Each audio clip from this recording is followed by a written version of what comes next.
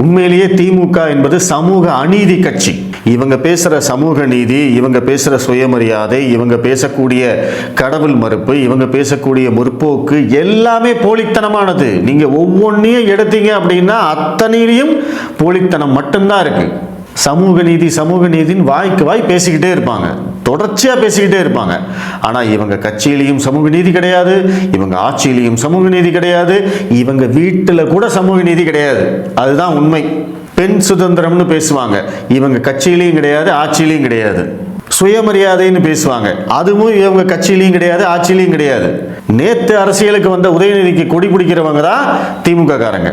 அந்த கொடி பிடிக்கிறவங்க யாருன்னு கேட்டா 50 வருஷமா அவன் திமுக கொடி பிடிச்சிருப்பான். கலைஞருக்கு பிடிச்சிருப்பாங்க, ஸ்டாலினுக்கு பிடிச்சிருப்பாங்க, இப்ப உதயநிதிக்கு பிடிக்கிறாங்க. அடுத்தது இன்பன் உதயநிதி வந்துட்டார் இல்லையா, அவருக்கும் பிடிக்க போறாங்க. இதை கேட்டா சுயமரியாதையாமா, பகுத்தறிவு சிந்தனை அப்படின்னு பேசுவாங்க.